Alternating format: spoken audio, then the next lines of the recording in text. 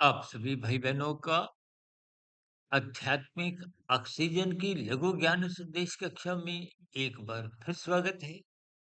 आज की चर्चा रजोगुण किसी का भी सगा नहीं है। देखिए शब्द बहुत ही सरल है। रजोगुण का अभिप्राय संसारी विषय भोगों से है। संसार किसी का भी सगा नहीं है तो इसके अर्थ भावार्थ आप अपने जीवन के रहते समझिए, क्योंकि संसार के भोग निरंतर मनुष्य को आकर्षित करते हैं। ये पांच भोग विषय गंध रस रूप स्पर्श शब्द, ये निरंतर मनुष्य की एक कमजोरी बने रहते हैं। और ये राशि जितने भी भोग हैं जो आज हमने कहा ना, ये किसी का नहीं सगा। यानी कि रजोगुण रुकता नहीं है, आज मेरा कल तेरा। संसार में कितने ही मनुष्य आज तक आए और गए।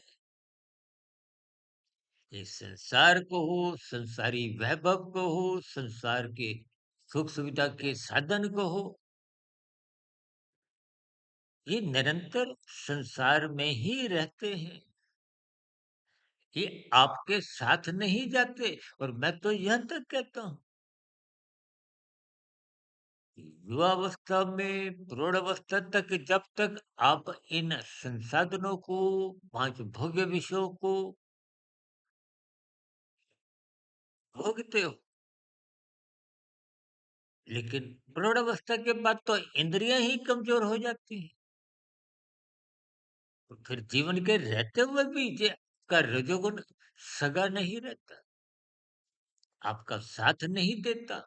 स्थूल शरीर के स्तर पर रोगग्रस्त स्थितियां उत्पन्न होने लगती हैं। अब अस्पतालों की स्थितियां, दवाइयों की दुकानों पर थोड़ी नजर डालें,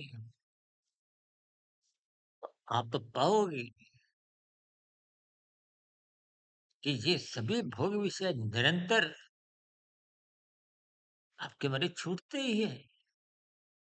ये संजोग विजोग की स्थितियां निरंतर संसार में बनी रहती हैं। स्थितियों की पहचान करें।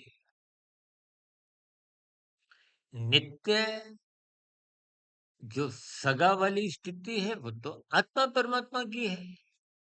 परमात्मा आत्मा ये दोनों चेतन सत्ताएं हैं। आत्मा ज्ञान स्वरूप है, परमात्मा आनंद स्वरूप सत्ता है।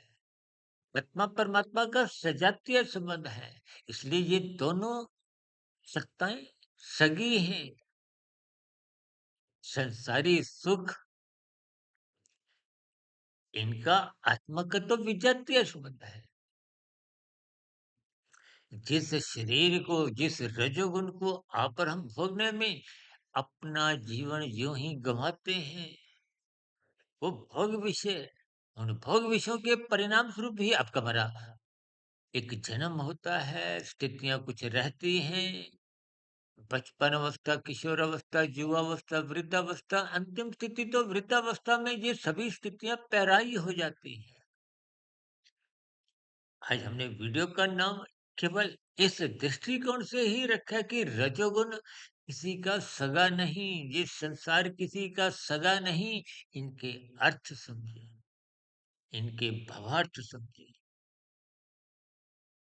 ये सभी स्थितियां जितनी जितनी गहरे तल पर समझ में आ जाएंगी, तो संसार से, परिवार से आपका मेरा एक ज्ञान पूर्वक वैराग्य होगा। ज्ञान पूर्वक वैराग्य के अंतर्गत आप हम अपनी जिम्मेदारियों से भागते नहीं, लेकिन अचेत स्थितियों में भी इन भोगों को भोगते नहीं। स्थितियों की समय के रहते पहचान करें, परमात्मा से अपने संबंध को पुनः स्थापित करें, सत्संग करें, ब्रह्म मुहूर्त में उठें, परमात्मा के अपने नित्य संबंध को पहचानते हुए जन्म मरण के बंधनों में जो एक बंधनदायक, दुष्टदायक, एक कष्टमय स्थितियाँ हैं, उनको निरंतर दूर करते हुए कर्म योग, ज्ञान योग, भक्ति योग की स्थितियाँ मजबूत बनाएँ। इन्हीं शुभकामनाओं के साथ आज की चर्चा विशेष को जो एक दार्शनिक पंक्तियों के साथ हमने आरंभ की थी, यही विश्राम देते हैं कि किसी प्रश्न का सुझाव या कोई किंतु परंतु की शिकायत का नीचे प्रतिक्रियाओं में सदा ही आपका स्वागत है। चर्चा विशेष को यहीं विराम देते हैं। दिन में शॉर्ट्स की, शाम को प्रश्नोत्तर ज्ञान कक्षा और कल सुबह